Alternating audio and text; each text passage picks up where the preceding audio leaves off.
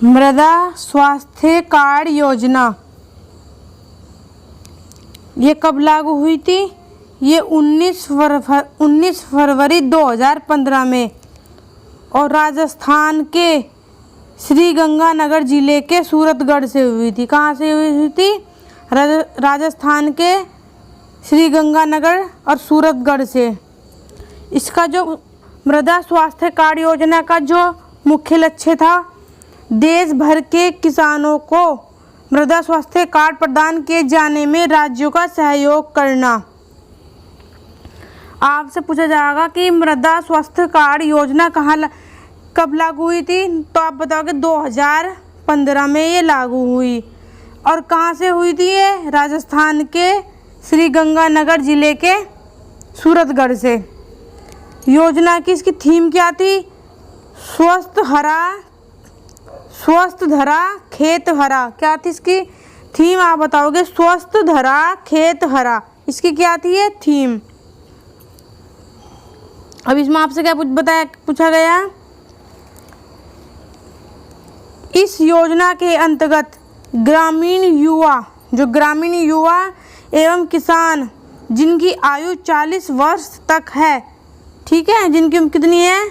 40 वर्ष तक, मृदा स्वास्थ्य कार्ड प्रयोगशाला की स्थापना या नमूना परीक्षण कर सकते हैं। ठीक है, इसकी आपको तो थीम याद रखनी कि जो इसकी थीम है वो क्या है? स्वस्थ हरा खेत हरा। आपसे ये पूछ लिया जाएगा एग्जाम में। और आपसे ये पूछ ले कब लागू हुई, तो आप बताओगे 19 फरवरी 2015। और कहाँ से हुई थी? आप बताओगे राजस्थान। अगला देखो, योजना का लक्ष्य। अब आपसे पूछा जाएगा इस योजना का क्या लक्ष्य था? आपसे पूछा जाएगा इस योजना का लक्ष्य, तो आप क्या बताओगे? इस योजना का क्या लक्ष्य था? योजना का जो लक्ष्य था, देश के सभी किसानों को प्रत्येक 3 वर्ष में मृदा स्वास्थ्य कार्ड जारी करना। कितने वर्ष के लिए होता है ये? आप बताओगे ये 3 वर्ष के लिए होता है।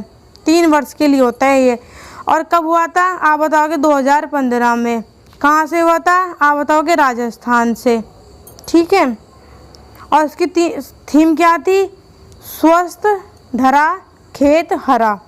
ठीक है, अब इसमें आपसे कहा गया 3 वर्ष में ये जारी किया जा, ताकि उर्वरकों के इस्तेमाल में पोषक तत्वों की कमियों को दूर किया जा सके। क्या जो हम फसल लगाते हैं उस फसल में और जो उर्वरकों की जो कमी होती है, पोषक तत्वों की जो कमी है, उसकी कमियों को दूर करने के लिए हम ये मृदा स्वास्थ्य कार्ड लागू करते हैं।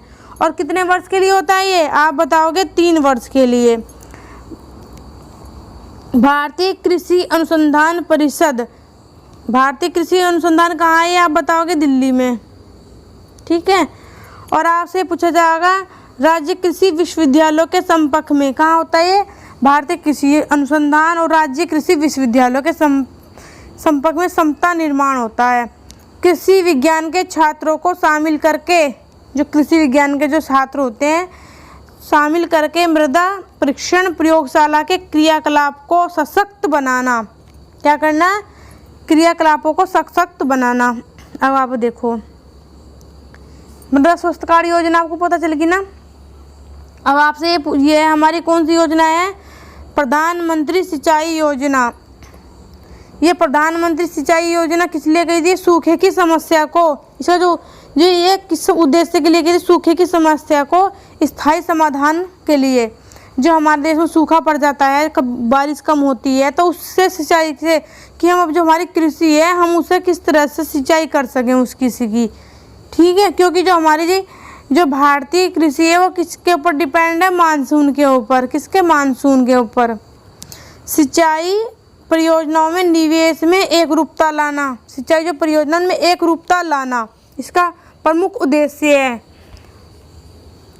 हर खेत को पानी के तहत कृषि योजना का विस्तार करना। हर खेत को पानी किस में? आपसे पूछा जाएगा प्रधानमंत्री सिंचाई योजना के तहत क्या है? हर खेत को पानी। क्या है? हर खेत को पानी। किसका लक्ष्य है? आप बताओगे प्रधानमंत्री सिंचाई योजना के तहत। अब देखो अब अगला क्या पूछा गया आपसे इसमें? खेतों में जल को इस्तेमाल करने की क्षमता को बढ़ाना, पानी की अपव्यय को कम करना, जो हमारा पानी फालतू में वेस्ट हो जाता है, बर्बाद हो जाता है, उस पानी के अपव्यय को हमें कम करना है। ठीक है। उचित सिंचाई और पानी को बचाने की तकनीकी को अपनाना। क्या होता है कि जब हम सिंचाई करते हैं, हम इस तरह से सिंचाई करें कि हमारी जो फसल होती है उसे पूर्ण रूप से, जितनी उस फसल को उस पानी की आवश्यकता है वो पानी से मिल जाए और पानी हमारा बेकार भी ना जाए। तो उससे हम कौन सी वो करते हैं, हर बूंद अधिक फसल। उसमें क्या होता है, हर बूंद अधिक फसल। ठीक है। अब आपसे क्या पूछा गया, देखो ये एमएसपी से है, एमएसपी से संबंधित क्वेश्चन है, जिसे हम क्या बोलते हैं, न्यूनतम समर्थन मूल्य। ठीक है।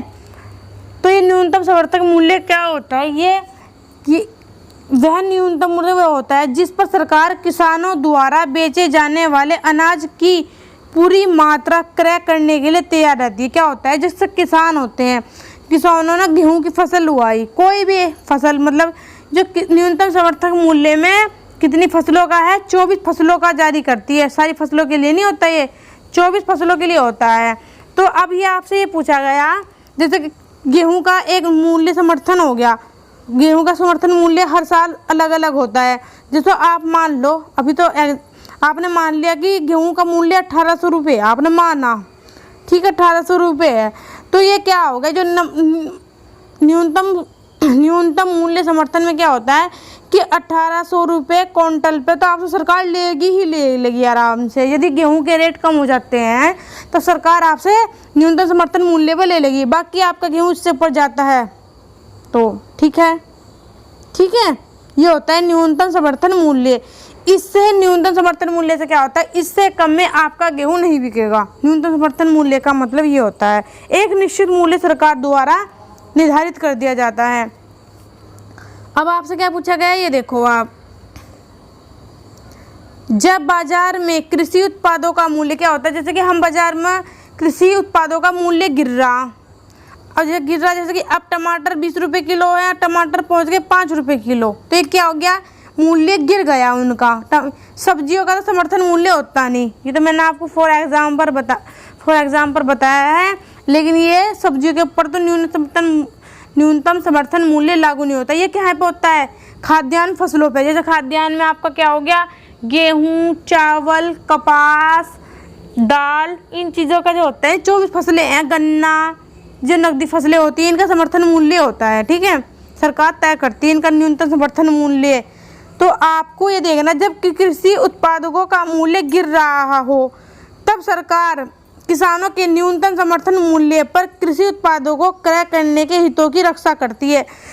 बाजार में किसानों की जो है वो उनका मूल्य गिर रहा, और गिरने से क्या होता है, बहुत ही कम हो जाता है, तो किसान को उसकी लागत भी नहीं मिल पाती। इतना रेट कम हो जाता है तो किसान को उसकी लागत नहीं मिल पाती। तो सरकार उसका एक निश्चित मूल्य निर्धारित कर देती है कि इतने किलो पे यदि आपका माल नहीं बिक रहा तो हम खरीद लेंगे। तो सरकार कृषि उत्पादकों को क्रय, उनके हितों की रक्षा करने के लिए स्वयं उसका न्यूनतम समर्थन मूल्य जारी करती है, उसे गवर्नमेंट उस रेट पर खरीद लेती है। ठीक है, सरकार न्यूनतम समर्थन मूल्य की घोषणा फसल, आपसे पूछा जाएगा सरकार न्यूनतम समर्थन मूल्य की घोषणा कब करती है, तो आप बताओगे फसल बोने से पहले करती है। जैसे आपने गेहूं की फसल बो दी आपने, तो क्या होता है, गेहूं की फसल को बोने से पहले ही उसका क्या हो जाता है, मूल्य निर्धारित कर दिया जाता है। फसल के आपसे पूछ लिया जाएगा न्यूनतम समर्थक मूल्य जारी किया, मतलब घोषित किया जाता है फसल के बोने के बाद, फसल से पहले, इनमें से कोई या दोनों। तो आपको क्या बताना, आपको बताना कि फसल को बोने से पहले कर देती है। ठीक है, अभी देखो आपसे क्या पूछा गया, न्यूनतम समर्थन मूल्य की घोषणा सरकार द्वारा, ठीक है, सरकार द्वारा कृषि लागत मूल्य आयोग की सिफारिश जो होता है, संस्तुति जो होता है, वर्ष में 2 बार, वर्ष में कितनी बार होती है, 2 बार। आपको 2 बार बताया तो आपको देखना कि फसल हमारी 3 प्रकार की होती है, रबी की, खरीफ की, जायद की। तो 2 बार कौन सी फसलों में होते हैं, रबी की और खरीफ की। जो रबी और खरीफ की फसल होती है इसमें जारी करा जाता है, ठीक है। और कौन करता है? कृषि लागत मूल्य आयोग, ठीक है। अब देखो आपको मैंने पढ़ा दिया ये, इसके बाद आपसे क्या पूछा गया, अब आपको ये वाला देखना, कृषि लागत मूल्य आयोग। कृषि लागत मूल्य आयोग इसे क्या बोलते हैं? CACP, ये शॉर्टकट इसकी फॉर्म में भी आ जाता है, CACP, ठीक है। तो ये जो कृषि लागत मूल्य आयोग जो है भारत सरकार के कृषि, आप पूछा जाएगा कृषि ये किसके अंतर्गत है, तो आप बताओगे ये किसके अंतर्गत, किस कार्यालय के अंतर्गत आता है? आप बताओगे किसान कल्याण मंत्रालय, किसान कल्याण मंत्रालय के अंतर्गत, ठीक है। यह आयोग कब, आपसे पूछा जाएगा कृषि लागत मूल्य की स्थापना कब हुई, तो आप बताओगे कृषि लागत मूल्य की स्थापना 1965 में अस्तित्व में आया या इसकी स्थापना हुई, ठीक है। एक ही बात है, आयोग जो आयोग कृषि उत्पादों के संतुलन एकीकृत मूल्य संरचना तैयार करने के उद्देश्य से स्थापित किया गया। किसके उद्देश्य से किया गया? कि जो है जो कृषि उत्पाद है वे एक बैलेंस बना रहा है उनमें, ठीक है। इसलिए कृषि लागत एवं मूल्य आयोग कृषि उत्पादों के न्यूनतम समर्थन मूल्य पर सलाह देता है। क्या देता है? ये भारत सरकार को क्या करता है, एक सलाह देता है कि इतनी पर ये फसल का ये इतना रेट इसका सही रहेगा, ठीक है, इसे सलाह देता है। जो ये हम अब मैंने आपको बताया था कृषि, इस आयोग के द्वारा कितनी 24 कृषि फसलों के न्यूनतम समर्थन में जारी किया जाता है। 24 फसलों के लिए, कितनी फसलों के लिए? देख मैं आपके बारे एक लाइन में रिवाइज करा दूँ, कितनी फसलों के लिए आप बताओगे? 24 फसलों के लिए। आपसे पूछा जाएगा कृषि लागत मूल्य आयोग की स्थापना कब हुई, आप बताओगे 1965 में हुई। और ये कृषि लागत मूल्य आयोग किसके अंतर्गत कार्य करता है, तो आप बताओगे भारत सरकार के कृषि एवं किसान कल्याण मंत्रालय, ठीक है। और ये कितनी बार होता है? वर्ष में 2 बार जारी होता है। किस फसल पर? रबी और खरीफ की फसल के समय, ठीक है। हो गया आपका। अब देखो आप, अब आपको ये बताया जा रहा समर्थन मूल्य, आपसे पूछा जाएगा समर्थन मूल्य कौन वो करता है, तो कृषि लागत मूल्य आयोग, ठीक है। इसके अतिरिक्त गन्ने के लिए न्यूनतम समर्थन मूल्य की जगह उचित एवं लाभकारी मूल्य की घोषणा की गई है। देखो एक बात, main point, very important point, देखो आप देखो, मोस्ट इम्पोर्टेंट। देखो अब ये 24 फसलों के लिए मैं बताया गया उसमें गन्ना नहीं है, ठीक है। गन्ने के लिए अलग से प्रावधान किए गए हैं। गन्ने के लिए क्या किए गए हैं? अलग से प्रावधान। गन्ने के लिए क्या करा गया प्रावधान? गन्ने के लिए जो बताया गया न्यूनतम समर्थन मूल्य की जगह, आपसे पूछ लिया जाएगा क्या न्यूनतम समर्थन मूल्य में गन्ना शामिल है, तो आपको बताओगे नहीं, क्योंकि उसकी जगह क्या कहा गया? उचित लाभकारी मूल्य की घोषणा की जाती है, क्योंकि उचित लाभकारी मूल्य की घोषणा की जाती है गन्ने के लिए, ठीक है। गन्ने का मूल्य निर्धारण आर्थिक मामलों की मंत्रिमंडलीय समिति द्वारा, किसके द्वारा आपसे पूछा जाएगा? जो गन्ने की जो फसल का उचित लाभकारी जो मूल्य निर्धारित की घोषणा कौन करता है, तो आप बताओगे आर्थिक मामलों के मंत्रिमंडल समिति। आपको क्या याद रखना? मंत्रिमंडल समिति। मंत्रिमंडल समिति अनुमोदित किया जाता है। अनुमोदित मतलब क्या? उनके द्वारा तय किया जाता है, ठीक है। आपको इस तरह से बताना है। अब हम आपको बताते हैं भारतीय कृषि अनुसंधान परिषद के बारे में। भारतीय कृषि अनुसंधान परिषद के बारे में देखो, भारतीय कृषि अनुसंधान जो परिषद है इसे क्या बोलते हैं? इकार कहते हैं। इसे क्या बोलते हैं? इकार, ठीक है। ICAR, ठीक है। इसे क्या बोलते हैं? इकार, ठीक है। और हिंदी से बोलते हैं हिंदी में भारतीय कृषि अनुसंधान परिषद, ठीक है। अब देखो आप, इसकी स्थापना किस कमेटी की सिफारिश पर हुई थी, आपको बताना। आपसे पूछ लिया जाएगा भारतीय कृषि अनुसंधान परिषद की स्थापना किस कमेटी की सिफारिश पर की गई थी?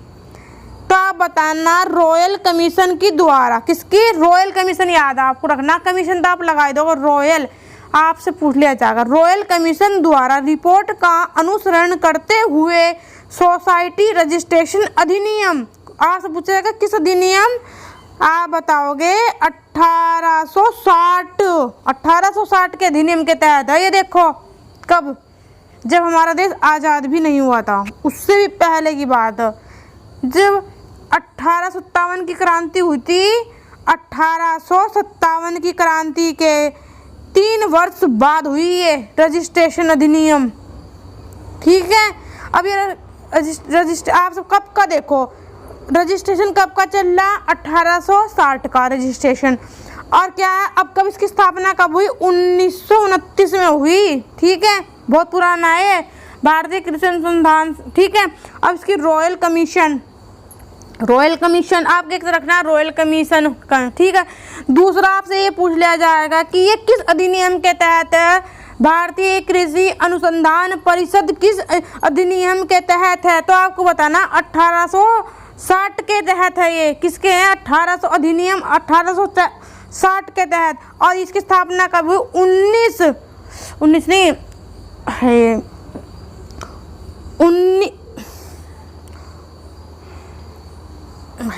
16 जुलाई 1929 में, 16 जुलाई 1929 में, ठीक है। पहले इसका नाम देखो, क्योंकि ये क्या है? भारतीय कृषि अनुसंधान। और इसकी स्थापना कब हुई? अंग्रेजों के समय में हुआ था, जब हमारा देश गुलाम था, तब हम आज़ाद नहीं थे, ठीक है। और ये देखो आप, तो तब इसका नाम तो उसी हिसाब से होगा, उन्हीं का अंग्रेजों वाला नाम होगा। तो इसका नाम क्या था? तो आपको बताना है, इसका जो नाम था imperial counselling of agriculture research, imperial counselling of agriculture research.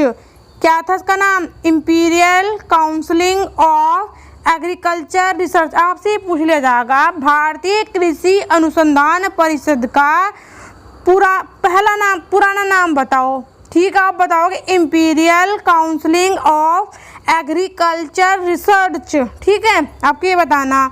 और शॉर्ट फॉर्म क्या बोलते हैं इसे? इकार, आपको याद रखना, इकार, ठीक है। आपसे पूछ लिया जाएगा इकार का मुख्यालय कहाँ है? तो आपको बताना है जो इसका हेडक्वार्टर है वो कहाँ है? नई दिल्ली में, ठीक है। आपको क्या याद रखना? नई दिल्ली, ठीक है। अब देखो आप, वर्तमान में इकार भारत सरकार के, आपसे ये पूछ लिया जाएगा ये किस मंत्रालय के अधीन है, या क्या है? तो आप बताओगे कृषि मंत्रालय के अंतर्गत। ये किसके अंदर आते हैं? कृषि मंत्रालय के अंतर्गत। एक स्वतः शासी संस्था है। कैसी संस्था है? स्वतः शासी संस्था है, ठीक है। इसका मुख्यालय कहाँ है? नई दिल्ली। हमारे चैनल को लाइक करें, सब्सक्राइब करें और कमेंट करें, अपने दोस्तों में भी शेयर करें। Thanks for you watching.